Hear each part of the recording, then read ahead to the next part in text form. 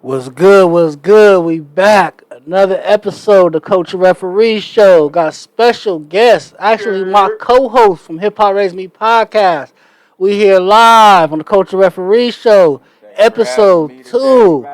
Yes, Anytime. Sukasa, sir. Mukasa, however they say it. Hey, be hot. Shoe casa, Casa. be house is a whole house. Real That shit. part, that part. Man, we had to do an episode real quick, man. There's been a lot of noise in hip hop. First, we gonna start down south, man. So 6ix9ine just did an interview with Big Bank. It's not even really an interview. It's like Big Bank got set up. Hey, I was seeing clips of it, and I ain't gonna lie, 6ix9ine was making that nigga look like a fool. Bro, he made Atlanta. That's how you know Atlanta's different than California. Yep. Cause on you couldn't do that to a California nigga. Hell no, a Cali nigga would have been bad, or a Cali nigga would have. He would have did that interview, bro. Fuck all that, nigga. What you saying, bro? I ain't no snitch. He would have got that. I ain't no rat. Nigga, what you want to do? You still a rat? Like you still, nigga, you still a snitch, nigga. I'll beat your ass right now. That's why I Man. Cali nigga. He probably needed the exposure, so that's why he was probably trying to keep his calm and shit. But Oh yeah, he got paid a lot. Well, come to find out, 6ix9ine paid him for the interview. They didn't pay 6ix9ine, paid them to interview him. That's why it was at 6ix9ine's house and everything. And Ray Down was even saying like he used home court advantage on you. He brought you to his house. He controlled the interview, paid you, controlled it. Yeah, nigga. So if you give a bad interview, he could be like, "Oh, nigga, you ain't getting paid," or whatever the case may be, nigga. So you literally just have to. You can't cut him off for nothing. Yeah, nigga. You're not getting paid. Like you have to finish this. You gotta answer all the questions that this nigga asks. Make you, if you look stupid, nigga, you just finna look stupid on that motherfucker. Man, for the people that miss it, man. So like a breakdown of the interview, not even interview. It's just Big 6ix9ine had this, not even allegations. We all seen him tell live. We all seen him testify in court due to his situation. But me, honest, I never was a fan of 6ix9ine from the beginning, before the telling, because I seen how he was moving, and I already knew how that's how it was gonna go down. Right. Like I already knew. Like that's why a lot of California niggas wasn't pressing him. Yeah. When he was doing all the extra blood and Hoover stuff, nobody in California was pressing him because we already knew the aftermath. We knew the consequences of this, how it's going down. We didn't want nothing to do with it. Niggas in Cali knew to deal with it with a certain extent. Like, all right, you want to come out here, we'll make sure you okay. Anytime you come out here, Extortion. LA, we gon' But nigga, you gon' for sure pay that fee when you ass come out here, nigga. If you want to bang the set and all that extra shit, nigga, you gonna pay that fee when you come out here. He was banging a New York set, and the New York niggas, I look at them funny because, like, I understand, he the artist, he the lick. Why do you got him around and involved in stuff that could lead all y'all to the feds? Y'all know he didn't sign up this for real. That nigga never should have even been involved in that shit. No. Should have had that nigga as the fucking poster boy, as the mascot, like y'all niggas was doing. That part. Had this nigga not involved into, all right, bro, nigga, we finna go do our shit, go drop this nigga off at home. He was in the car when they was sliding, bro. Like, nah, like bro. that's what's crazy to me. Like, that's your investment, nigga. You're fucking up your money, nigga. That's just like. And 6ix9ine said that in the interview. He said, "No, like, if you invest in somebody, are you gonna fuck up your own investment?" He said, "They're kidnapped me. They fucked my girl. They robbed me for millions of dollars because my bookings." Right. He said, "Nigga, they fucked up their money. He said they got themselves the time. And me, or snitch. Yep. So and that's what 6ix9ine was basically trying to sell to the big bank. 21 Savage is here on a U visa. Facts. Yeah. And he got caught in, if you read what a U visa is, you have to get caught in a situation. And basically it's like, hey, you're going to kick you out the country or you're going to cooperate with him. Yep. And that's what he's in. Because other people like Haitian Jack that didn't have a U visa, he got kicked out the country. He didn't cooperate. He didn't sign up for one. He got kicked out. They kicked him out. His ass is back in fucking Hades right now. Facts. And I think Smurf, or nigga that was original junior member Smurf, same thing. Yeah. Got caught with the situation. They sent his ass back to Haiti. They gonna cooperate, you go back to Haiti. Back to Haiti. No visa for you. But who came back to the U.S. with the visa? 21 Savage. 21 Savage. So I ain't gonna lie, they can say what the fuck they want to about 6ix9ine. That nigga, I don't condone his snitching, you feel me? So don't take what the fuck I'm saying now as in, he supports that part. But this nigga, he states he's a snitch. Like, nigga, he knows. And he said that. He said, I came out and wore my jacket. What about them niggas? I wore my jacket. That was just an argument. I wore my jacket loud and proud. So anybody that deal with 6ix9ine needs to know how to, like, nigga, I ain't gonna deal with this motherfucker on no hood shit. I ain't finna extort myself, none of that extra shit. So when he did that interview, like nigga, he had to need the money, cause ain't no motherfucking way. And it's a big interview. He in that media space now, Big Bang. So he had to take that interview. Like 6ix9ine's calling, and like everybody's not getting that 6ix9ine interview. He ain't did no interview with nobody black. Hell He just nah. did Vlad. Hey, he just been on the streamers. He been on Aiden, Neon, all them, yeah. Just streaming. He hasn't did no speed. He hasn't did nobody that's black. Yep. So that was his first like interview with somebody of the culture, and all he did was use it to call out people of the culture. And I already agree with 6ix9ine on those people. Like thug situation, you had to tell, bro. You was wanting to talk to people for 2 hours with no lawyer. Yep. Anybody that's been gaffled up, 2 hours with no lawyer. What the fuck you got to talk to people with no lawyer for 2 hours about? I ain't talking about the McDonald's. You probably was talking about the McDonald's menu. They probably did talk about that menu for a little bit. They had to feed your ass. Which one, number 2? Yeah. The Big Mac, no cheese, right? All right, we got you. Young Thug, you feel me? All right, yeah. We like your music, sir. Go ahead and tell us what's going on before you never... Bro, so like, this is common street sense, bro. 2 hours with no lawyer in there. And they ask you, do you want a lawyer? You're saying no? Yeah, you singing like a canary. Then he don't need a lawyer because I'm going to tell. Then there's proof that Gunner told already. That was the second time telling. He told before he was on. And 21 Savage blast by taking a tweet.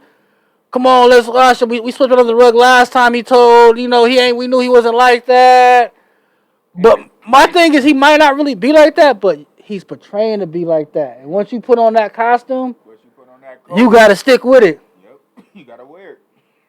And it's crazy because as soon as he got out for the snitch allegations, this nigga damn near went platinum. Bro. What the fuck you mean? And niggas act like, you feel me, ain't shit happened to the motherfucker. And that's why I say Atlanta is built different. Like people say there's no place like Atlanta. Right. Because I say shit like that. I don't think there's nowhere else in the United States. Because Chicago niggas ain't letting that happen. New York niggas ain't letting that happen. Hell. Texas niggas ain't letting that happen. Hell. We already know SoCal or the Bay is not letting that happen when it comes to California. Fuck no.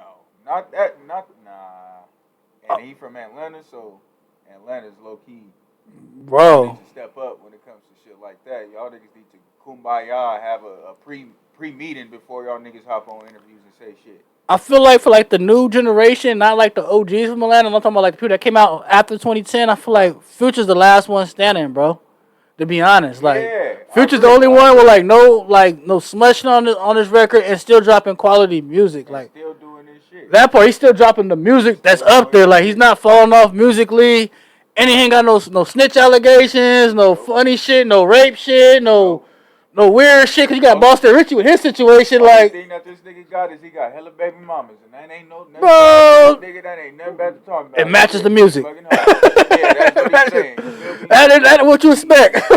He fucking niggas bitches in Gucci flip flops. That part. Scottie Pippen bitch. And got baby mamas as the evidence.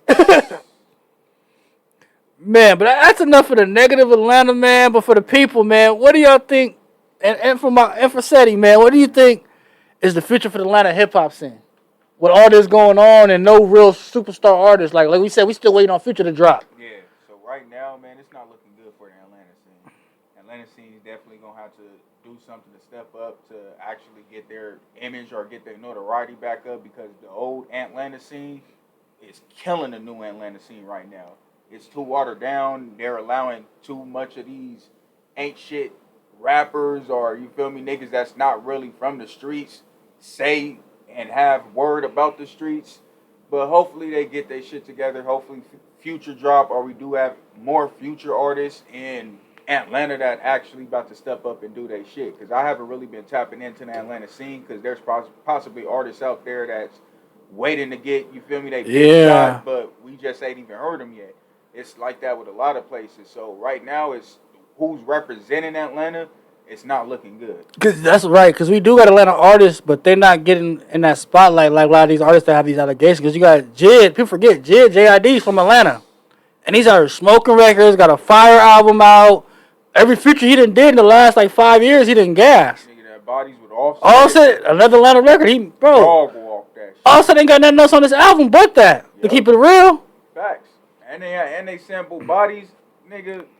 That had to go, nigga. So you got two different crowds with that one. That part. And JID gassed that much. Gas that. Like, you got artists like him. You got Killer Mike that dropped a fire album in 2023 that got a Grammy. Right. Like, you still got artists like Young Nudie that has like a different lane that's from Atlanta that ain't got no weird shit going on. Like, his music probably like a younger age bracket than I am, so I'm not fully into it, but I see the motion. And I ain't no hater.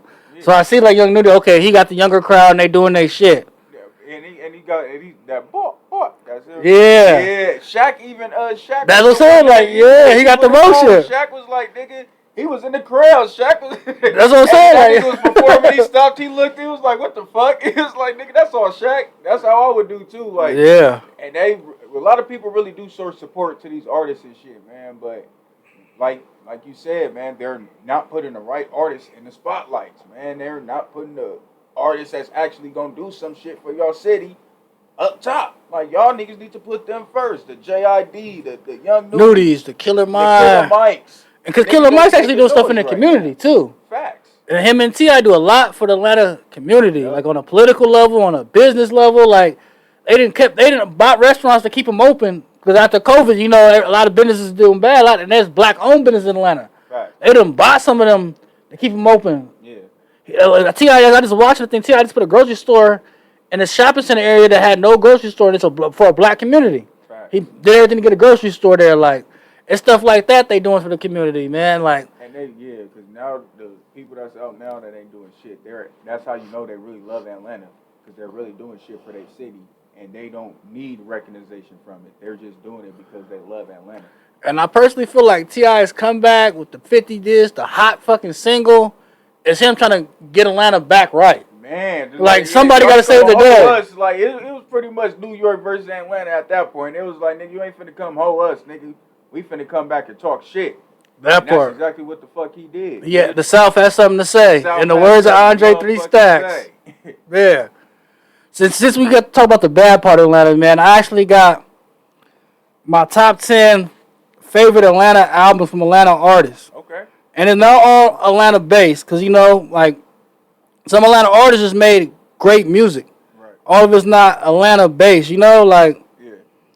For instance, Outkast, I got them, Aquemini, at number 1. That's probably their most not Atlanta album, facts. But that's their best album. So I can't put no other album before that. And they're from Atlanta, yeah, so and they still rep it. They not repping New York. Like, you know, they got the Raycon feature. They still got the Atlanta sound in there. Yeah, they was in the videos with the Atlanta Braves jersey on. They was making sure they repped Atlanta. So I got that at number 1. At number 2, I had T.I. Urban Legend. Yeah, trap music was the one that put the trap sound out. Yeah. But Urban Legend was the one that made T.I. a superstar household name artist. And he had trap records on there, and he had big radio singles. They was mixed together. It was trap radio hits, though. That part, ASAP. It was good enough to be on the radio, but good enough to, you feel me, just be on the block listening to that motherfucker. That 8 niggas better catch up ASAP. Niggas try to play me, I'ma blow them up the map ASAP. And that one, my number 2 is actually debatable with my number 3.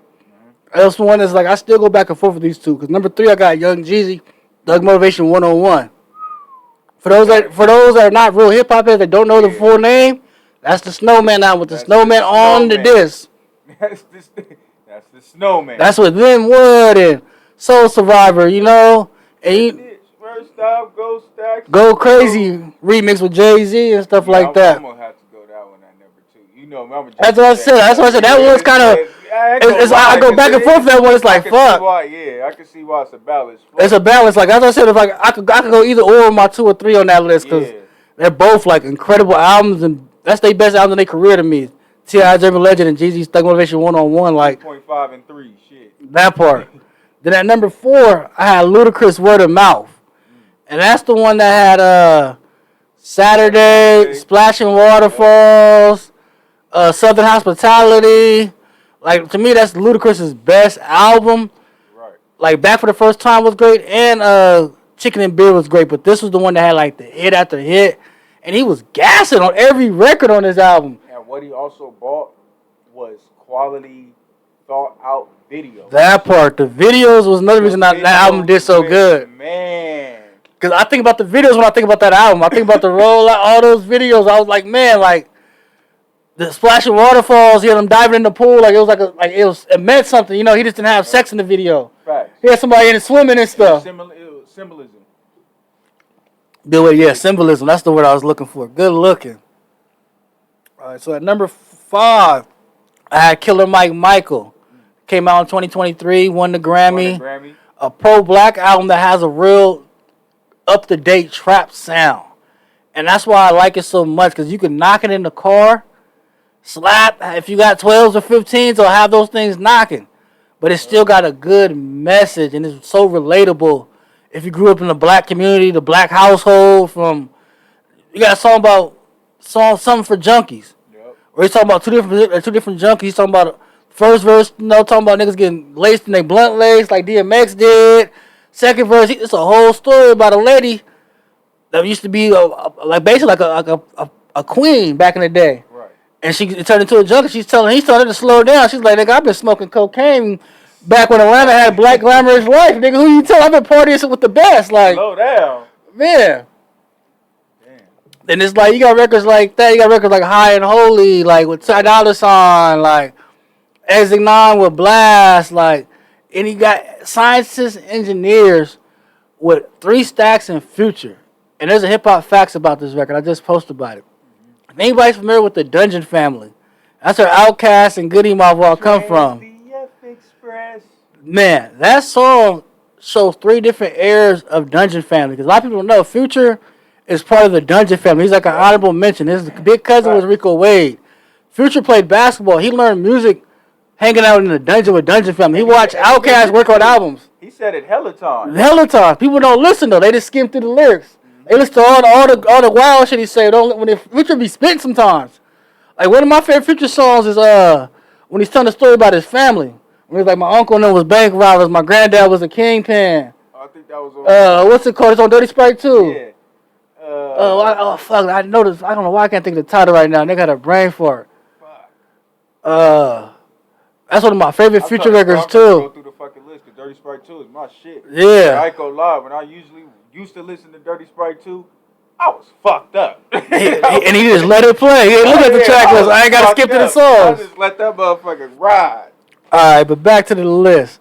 So number 7, I had Sci-Hi the Prince at No Dope on Sundays, an underrated album that a lot of people don't even know about. Came out in 2017. Sci-Hi the Prince, Atlanta artist. He's more known for ghostwriting for Kanye, My Beautiful Dark Twisted Fantasy. Him and Pusha T wrote basically all that album. They were the songwriters for Kanye on that album.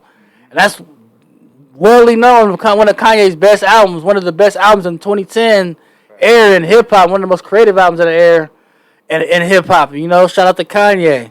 But man, Sci-Hi the Prince really gassed that album. Had features from 2 Chainz, Schoolboy Q, and I definitely agree Kanye. Because when I walked man. in, I was like, who the fuck is that? He was like, yeah, this that new song. I was like, not new. He was like, nah, this shit was 2017. Yeah. I was like, damn. Yeah. That nigga was gassing on Gassing, man. Pusha T on there, like, great album, and it had great message too, great storytelling, great lyricism. Right. And that probably wakes me up to number 8. I got JID, God Does Like Ugly. Another great Atlanta album that's underrated. An artist from Atlanta that I feel like I said earlier, needs a lot more spotlight. Yeah. Like we got all this bullshit going on. We got artists dropping bullshit music, niggas getting exposed. But we got this talented artist right here that Atlanta's not pushing. I feel like he gets more push around the world than he gets from Atlanta. Because of his style of rap. That's crazy right there. He be gassing. Gassing. Every feature he didn't kill. Like if you go back and listen to the Dreamville album, like he was gassing on there. That's when I first started paying attention to him, was on that Dreamville album. Yep. I'm like, damn, who is this nigga spitting? I'm like, oh, that's JID. That's J. Cole's artist. You'll hear a lot of JID and you won't even know it's JID, but you'll be like this, like just. Who's that gassing? Yeah, like who the fuck is this spitting like that? Like on Bodies, the one he had with that part. With Offset, that motherfucker. If you didn't know who he was, he made you go check who he was on that feature right there. Facts. He made the song. You feel me? After I got it. That nigga started getting ass in that motherfucker. Man. Then at number 9, I got Jermaine Dupri, Life in 1472. That was his first solo album. And this one I was kind of iffy putting on the list, not because it's not good enough, right, because Jermaine Dupri's mostly a producer. He rapped on this album, but every song is major features. The intro is Nas. The second song is him and Jay-Z. Third song got Slick Rick. Then you got Mariah Carey after that. Like, you know what I'm saying? So it's like, you got legends after legends. Yeah. That motherfucker. So, like, that is never going to be on one tape again. That part, like, crazy album. Like, Mace is on that album. Little Kim's on that album. Like I said, Mariah Carey, Usher's on that album. Like, Jermaine Dupri pulled that one off. Then at the number 10 spot, I had Lil Jon and the Eastside Boys, Crunk Juice. People are looking like, damn, them niggas can't rap. But have you heard the songs that are on that album? That's Lovers and Friends. Yep. That's Real Nigga Roll Call with Ice Cube on the Lil Jon beat. Yep. That's when we heard E40 on the Lil Jon beat. He has a record on there with Ice Cube, Nas, Jadakiss, T.I., and Bun B. Damn. And there's no hook, basically. It's just all them niggas going, all got a verse gassing. What a fucking lineup. You know what I'm saying? Like, that's why I'm like, I had to put it on there. Like, Lil Jon is a well-known, established Atlanta producer that actually helped put not just Atlanta on the map, they actually helped put the South on the map when they really took over in the early mid-2000s. Like, when it was Young Bloods, T.I., Lil Scrappy, Jeezy.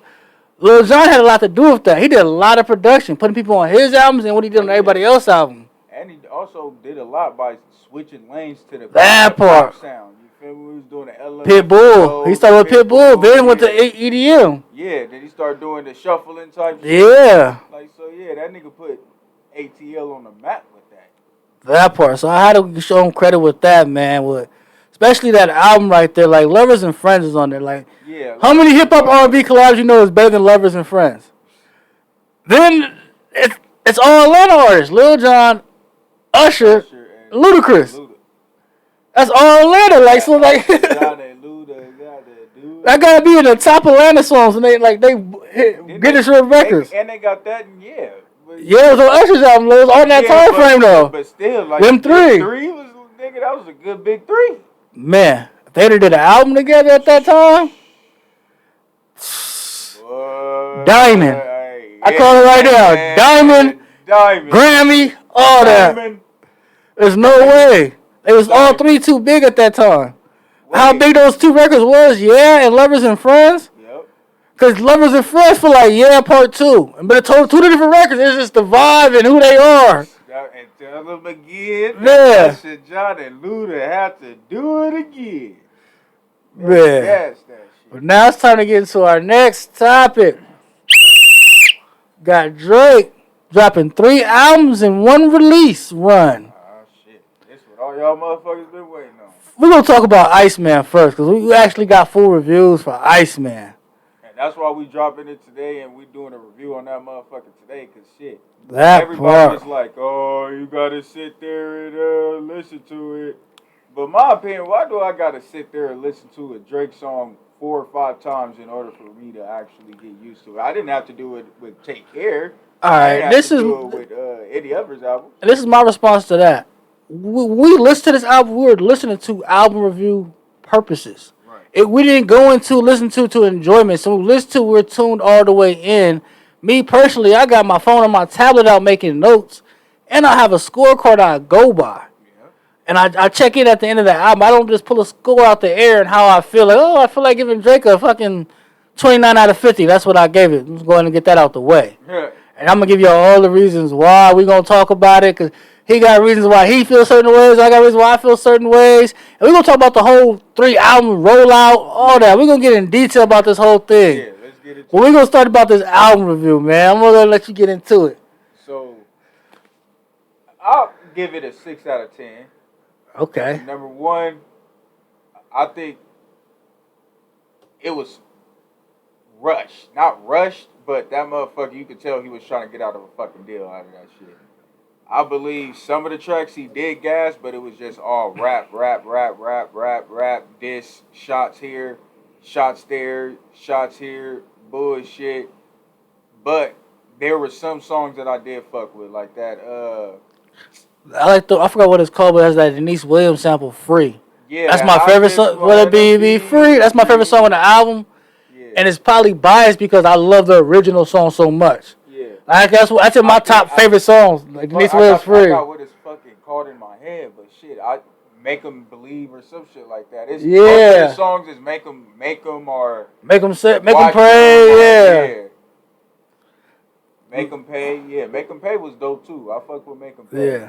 And I think it was something that sounded just like Kodak. You could tell Kodak was either on the, not the sample, but on the reference track. Or probably had a verse on it originally. But he wasn't featured on that. But he probably originally had a version that was took it off. It sound like they merged their voices though. It sound like you can hear Kodak, but you can hear Drake too.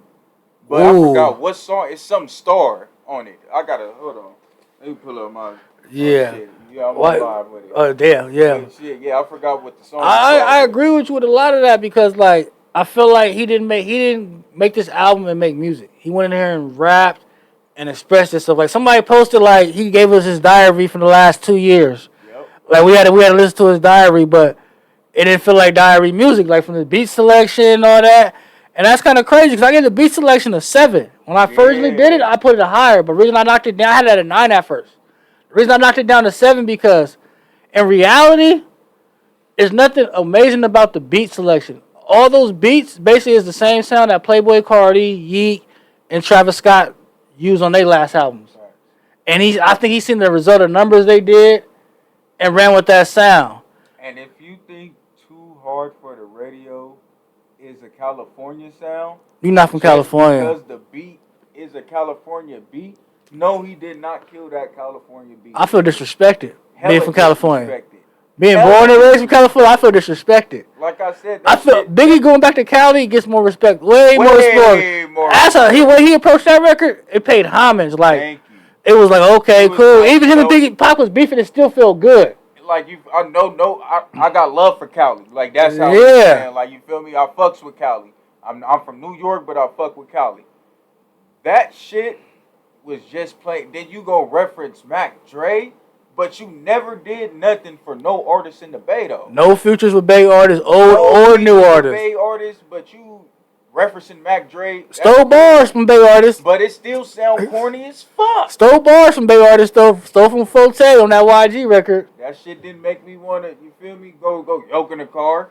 It didn't make me wanna yank. What the fuck? Oh yeah, you gotta show them what dancing made you do. I saw the content. They want to do the Carlton off the Fresh Prince. when Carlton went to the little frat, man. That shit was, man, when you hear that motherfucker, it sound jolly. That shit, when you hear the beat, you like, okay. That nigga start rapping on it, you like, what the fuck? That would start turning into some, you feel me, some bullshit. Man. He disrespected that beat, bro.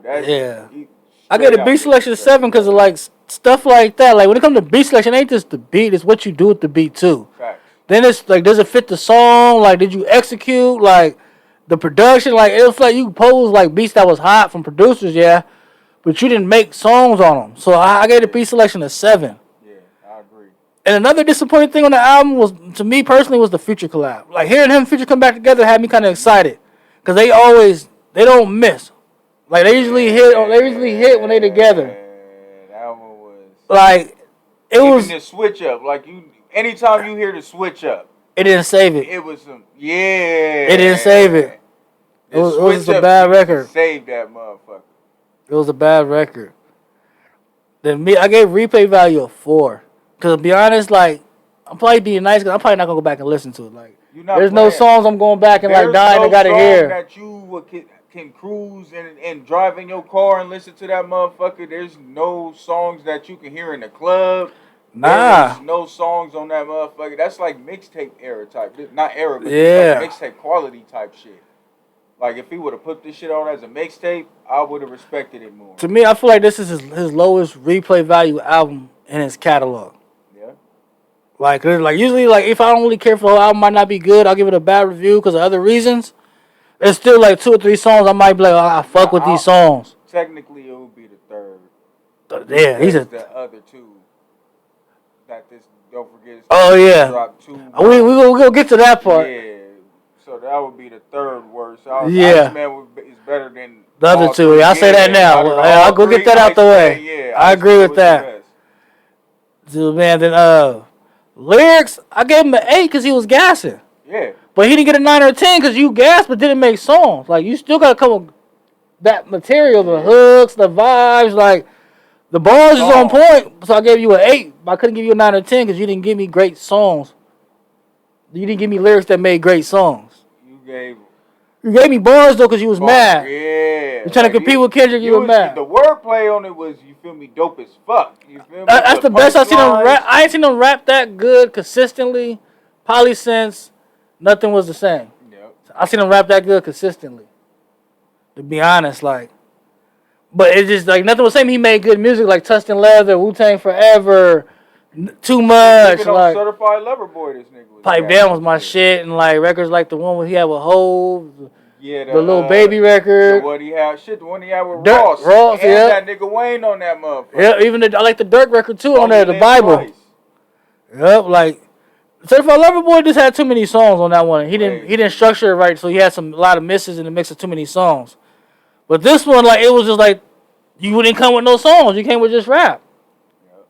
It was no good quality songs on that motherfucker. It was just just like you said, just rap. Now, even like with subject matter, I gave him a 3 because you really didn't rap about nothing. You wasn't talking about shit. You was just talking about the past. That's what and it was crazy. People online, let me go and say people online before y'all say I say that. Talking about this shit is called Iceman because he's still frozen in time. Like, this nigga's still frozen in 2 years ago. Like, nigga, even what's her name? Cherokee. Yeah, like, nigga, that was 20 years ago. I came to your birthday party 20 years ago. Like, what are you? She came to the Degrassi Drake's birthday party. Bruh, nigga. Are you rapping about it? Nigga. That's crazy. You was Degrassi at that time. That's crazy. Come on. You was Jimmy Brooks. Man. Then also, man, like Culture Impact, I did give it a 7 for the fact that the leaked track was the disc before, and it made us all tune in. And we were all waiting for this album. And the rollout, the Ice Milton, like the rollout was better than the album. Like the rollout made it give us that impact. Like, okay, we got something. It's going to be a moment in hip hop. Yeah, because that leak had us intrigued. It's like when talking about this shit. It's like when Jay-Z did Takeover. He performed it the first time. Like, first time we heard it, he performed it at Summer Jam, had the screen, and put Nas and Prodigy on the screen, right? Then it was on Blueprint. So Nas dropped Ether, right? Yep. But he delivered was still Matic. Like, you know what I'm saying? Like, he delivered with a classic album. Like, Jay-Z, Takeover lost, but he still delivered with the Blueprint. The Blueprint's still a classic album. Still dropped, a good-ass album. They both dropped good-ass albums. They both dropped not good, but classic albums in the middle of beef. Right. Like, Kendrick dropped GXN. They didn't. Then Drake dropped this. Mm-hmm. Now, I believe, what do you think is in the future? I think Kendrick's going to come with another drop next year. He's going to diss Drake. Oh, man. Because it's like, nigga, you tried, but I got to get you because that's the best you got. And you know, because it was like a little bit. You kept poking at me this whole album. Like, and you know, us niggas on the West ain't going to let that shit go. Nah, he got to do with Ross. He got to do with YG. He did some DJ Khaled on here. He did Drake. Dr. Dre, come on. Nigga. LeBron, like, DeRozan, like, Jay-Z. The shots at home is crazy. Tweak it before he trying to go on this little independent run. Man, so me, I gave it a 29 out of 50. Disappointing, not disastrous, but very disappointing. Yeah, I could say that. I expected better out of 2 years. Like, I did. It seemed like, nigga, you recorded that around right after the beef. Like, that was supposed to be your next drop right after Kendrick dropped. And everything else has been rolled out for to drop this shit since then. Everything was a rollout just to drop right now. Like, that him and Future record was really that was the most disappointing part to me, to be honest. Like, I thought that was going to be, like, the hit. Like, I thought that was going to, I've seen it, like, this one I seen, like, oh, damn, him and Future got a record together. Like, I think the last record they had together was the Teens record. Yep. And that shit was a Billboard chart hit that everybody loved. Not just, it was a Billboard pop hit that niggas didn't love. That Wait For You niggas was fucking with that, too. Like, I fuck with that Wait For You record. Hell yeah. Even back, let's take it back, nigga, when they had the mixtape. What a Time to Be Alive? What a time to be alive at that motherfucking time, bruh. We was playing Diamonds on Me Dancing because there was really diamonds on me motherfucking dancing. Digital Dash, like. That shit had a run. That shit was classic. Jerseys. Now let's talk about the 3 albums, man, Is this gonna get Drake out the deal, or is Universal gonna play ball and have a clause in it, man? I feel them motherfuckers gonna try to find a loophole. I think Them so too. motherfuckers is gonna try to find a loophole to keep him in that goddamn contract. Cause he dropped 3 albums. 2 of them was a here, nigga, damn. One of them seemed like it was pre-recorded and just dropped right now. I understand why this nigga, you feel me, is trying to get out the motherfucker because these niggas is profiting off of Not Like Us, and this nigga's signed to these niggas. Like, this nigga's diss. Do y'all hear this shit? This nigga's dissing me. People forget 50 Cent and Gang were both signed to Aftermath when it was on. Yep. They were both signed to Dr. Dre and Jimmy Iovine when all that shit was going on. When the GU Not Round came.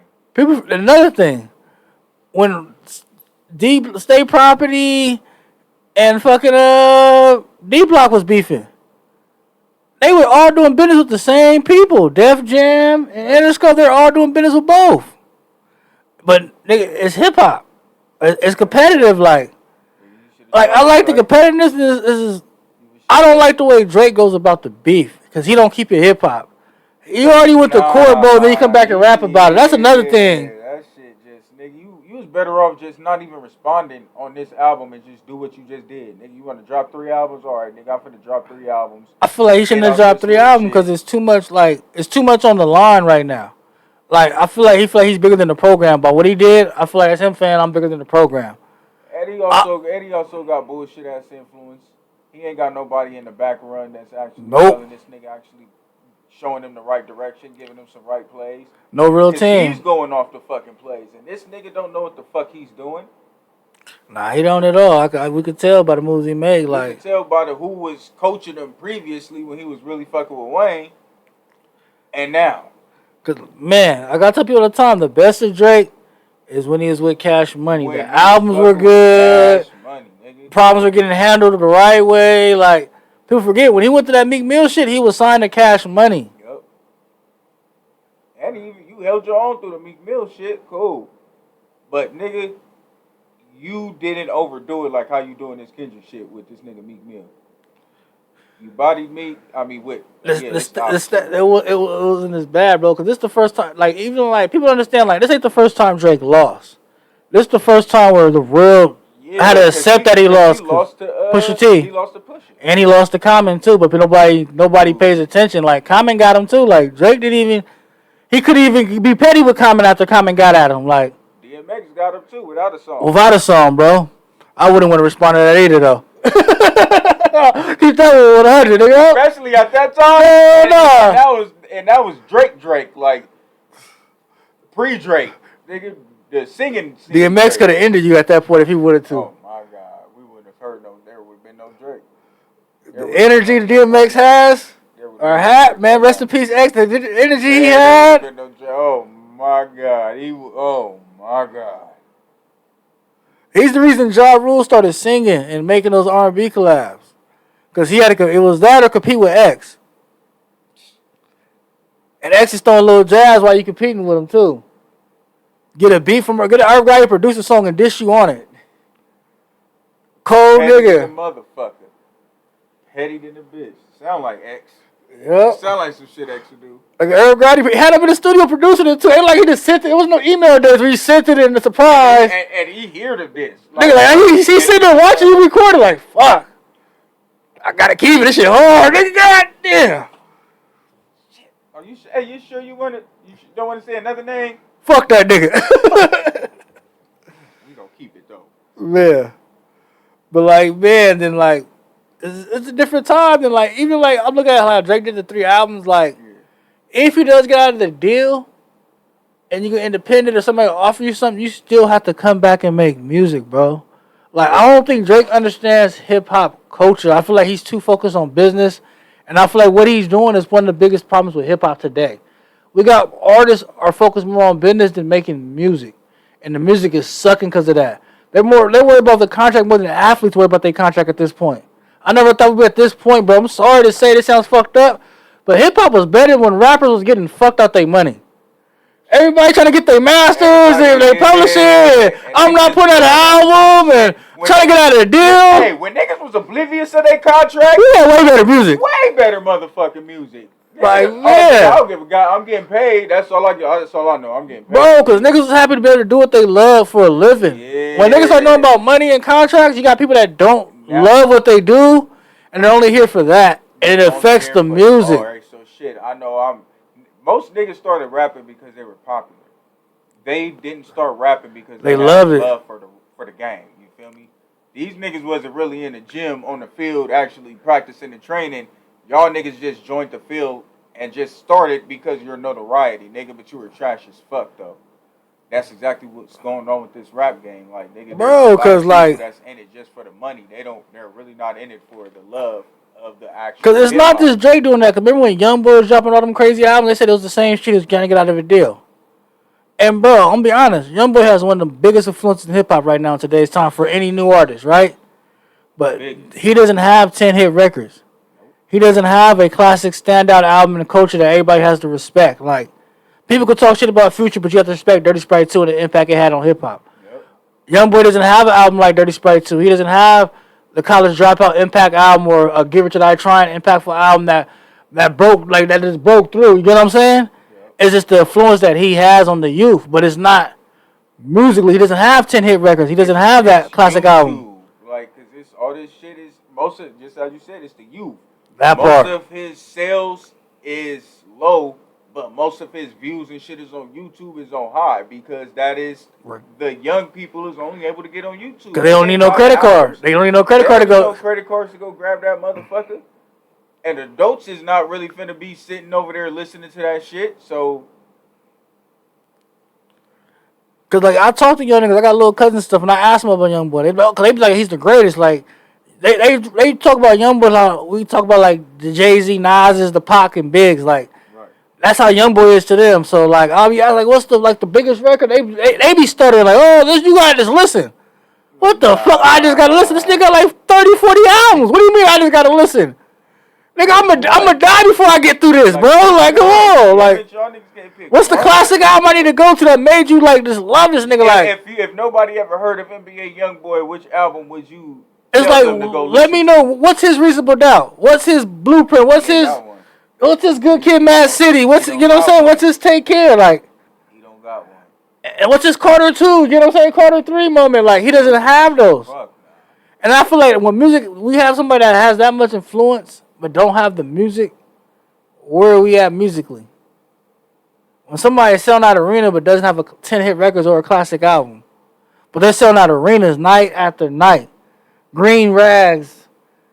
Slime drinks. Slimed out. Fucking up the goddamn arenas that they performing in. Bro, NBA players, they had to do extra cleaning to get the weed smell out the locker room. Out the fucking locker room. And goddamn, have some goddamn decency at least. Shit, ain't nothing wrong with the ganja. Because I'll smoke everywhere I go. Man. If you can't smoke weed, do not invite me. Facts. Shit, nigga. But at the same time, like, goddamn, all right, nigga, we gonna make sure we air this bitch out. We ain't finna be hotboxing. Nigga, we don't need to smoke 18,000 blunts right now because we're about to perform, nigga. We're about to put on a whole fucking show. That part. Why the fuck are we finna get so goddamn high, nigga? Fuck around, forget our lyrics, nigga. Fuck around and forget the beat, nigga. A whole bunch of other shit when you high, nigga. I don't want to get too high and perform anyway. Man. But yeah, like, that's one thing I see that's fucking up hip-hop is everybody's playing too much business and they're not playing a sport enough. It's like when you see, like, remember that time in football where college athletes would come to the league and hold on not playing, trying to negotiate their contract right away before the season started? Yep. Like, you just got drafted and you trying to negotiate? Like, niggas go play first, nigga. You not even suiting up. Like, hit the field first. We don't even know if you man enough to play yet. Get your jersey dirty first, nigga. That part. And I feel like that's how hip-hop is right now. Like, no, I need to get this, to do that or do this. Everybody's trying to negotiate something. We ain't getting no good music. Then it's like, you get the sales because of streaming. We got to press play to check it out. We disappointed when the streamers, everybody has to do their media. Like, we're in the content area, so everybody got to do their content. And you getting the sales off of that because we got to go talk about it, even though you gave us some bullshit. Because we got to do our fucking job. You know what I'm saying? Make us sound like, make us seem like we're professional haters or something. It's truth. Like, I got a job to do. Like, damn, nigga, this is our fucking job, bro. Like, We make bread off this shit, bro. That's like me going to your job at Popeyes telling you, nigga, you don't like chicken, stop frying chicken. Yeah, nigga. Fuck out of here, nigga. And we're trying to save hip hop, nigga. This is something we That genuinely part. love, nigga. We don't want to see this motherfucking shit drown, nigga. So if we could be advocates to help And have this motherfucker influence. be saved, nigga, we're gonna do that shit, nigga. If we're gonna tell you your shit suck, bro, your shit suck. Your shit is not good for the culture. It's not good for the culture. We're not haters, nigga. We're just telling the goddamn truth. That part. Speaking of that, we're about to get into our next topic, the debate. My co-host said he posted earlier, I think yesterday or this morning? Yesterday. Yesterday, man. Alright, so we had the beef. It was supposed to be a three-way beef. J. Cole backed down, made an apology letter, all that good shit, got soft and mushy. Not hip-hop. Take that shit to R&B. That's what we need in R&B. That's what we need in R&B, what he did. You know, he man. That soft-ass apology. But he still delivered the album. So all three of them delivered the album since all that. We got Kendrick went first with GXN. Then J. Cole with the Fall Off. Then you have Drake that just dropped with Iceman. We're not going to count the other two in this. Just Iceman. Yeah, just Iceman. Because the other two are not hip-hop albums. I'm not even going to put them up against hip-hop albums. Fuck no. Man. The most hip-hop thing on them is Sexy Red. So we can, the hip-hop thing about them is Sexy Red. Rip that nigga. So, like, man, we want to know in order, out of them three, who has the best, who has the least the best album or the wackest album, however you want to label it. We're going to go ahead and rank them ourselves. I think ours is pretty similar. I'll go ahead and go first, man. Me, I got GXN at the 1. Yep. I'll give J. Cole the 2 at the Fall Off. Yep. I got Iceman at 3. Because the difference between Iceman and the Fall Off actually has songs that I kept going back and listening to. Not the album as a whole, but there were some songs that stood out to me that I was like, I actually fuck with this. Like, I fuck with the whole song, not this, he rapped his ass off. And I actually fuck with the whole song. Yeah. Iceman didn't have that. That's why the replay value was so low. Yeah. I think I gave the Fall Off like a 6 or 7 on replay value when I ranked it. This one I gave a 4. Like, and I probably should have been lower. I was just like, let me just give it the 4 and not go below that. Like, be respectful, you know? I got you, yeah. Damn. Well, shit, mine is kind of similar, but the only reason why I'll put, I'll put Iceman second is I'm a lyricist person, you feel me? I like to hear, like the bars type shit. Now, I completely understand what you're talking about in regards to songs type shit, but if it's something that I'd rather just play and just hear some bars, you go to Iceman. Yeah, because that shit low-key reminded me of, the songs that he was barring up. Like you said, it reminds you of a mixtape. Yeah, it reminds me of a mixtape. Yeah, so it's like, all right, shit, I could just listen to some shit that, you feel me, if I want to hear some bars. But so I'll go ahead and put definitely GNX first. Because not only did that shit have bars on that motherfucker, that shit has replay quality. As you can see, this motherfucker was being played at goddamn NBA finals, MLB tournaments, anytime. The tour that him and Sister did off the Lufa record was crazy. Everybody, niggas won Grammys from that shit. So that part. Niggas, so the quality of it and the outcome of success, you gotta go GNX first. According to the internet and us being like hip hop media people who do content, got Hip Hop Raised Me podcast, we seen the impact when GNX dropped. It was more positivity about the album than it was about these other two albums. I can say that right now. The other two albums had more negative feedback than GNX had. Yep. GNX, even the Drake fans, they had to respect it. They had to damn, bro. They had to hear not like I fucking Squabble up. They had all that TV off. Y'all gonna have to hear that. Man, they had to hear those records. They were everywhere. Yep. Like, man, like I get you, like, because Drake did rap his ass off on Iceman. It's just what he was rapping about. Like, nigga, I didn't want to hear all that shit. Like, you mad? If you going for something quality, as in like subject, that's not it. But if you want to hear some bars, just some clever shit, he did that on there. Yeah, that's some shit you could go to, but not the whole album. I'll say there's some select songs. I'll say 5 out of the whole. How much was it on? 17 or 14? I think it was 15. Yeah, 15. I'll say 5 out of those. I would really say 7, but the only reason why I like 2 of them is one because of a feature, and the other one was because of the beat, and that was for Too Hot for Radio. But that nigga Zoe Osama already slid on it, so you can listen to Zoe Osama's version now. Ain't got to listen to the Drake version. You listen to the Zoe Osama version now. Yeah, he just go ahead and put that one out, man. Put it on SoundCloud, Zo. Go throw that motherfucker on SoundCloud, nigga. He don't want to get sued. Yeah, that's what I said. Throw that shit on SoundCloud. That nigga don't want to get sued. Yeah, Drake be suing. Dummy suing. But yeah, GNX was actually a fire album. Like, it's debatable to be a classic actually right now. I'm just giving it some time. Well put together. Well, beat selection, subjects, lyrics, replay quality, features. Even though there was unknown artists, not unknown, but not popular mainstream artists. And that's how you know that shit is that he low-key did a Kobe shit. Yeah. Nigga, he won a championship with nigga a regular ass team. That nigga ain't need no all-stars on that motherfucker. Only a big feature he had was Sizzle, but that's what his label made. Yep. He didn't have to do no reaching. You have to do too much, nigga. Right, he didn't have to do no reaching. Hey, sis, hop on this. Like, J. Cole actually had features on the Fall Off, but I needed him to have features. Like, that's why I'm like, he actually did what I need him to do.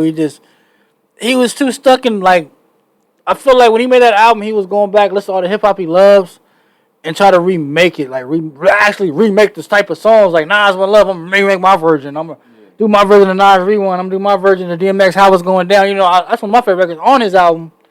But it's like, damn, bro, like, you try to redo X, like, and it's all through the whole album you redoing shit that's what fucked up the J. Cole album. If it was like 3 songs out of all those albums, it would have been cool. But it's like 12 songs out of it to this album. Yeah, like, bro, you doing too much now at this point. So he had like the most lack of originality though. Yeah. J. Cole did. Like, it's just the Iceman is just like he said. It sounded like a mess, like a mixtape. Like it's just rapping all over the place. Like we talking albums. You know what I'm saying? That's why I got it rank so low. Like, yeah, you right. But nah, I respect that. But that brings us to the end of this episode of the Culture Referee Show, Culture Referee Podcast. Right there, Hip Hop Raised Me Podcast. Make sure you check us out. We still got episodes out. Culture Referee episodes out. We got content coming on the regular. Make sure you follow Steady on all social media sites.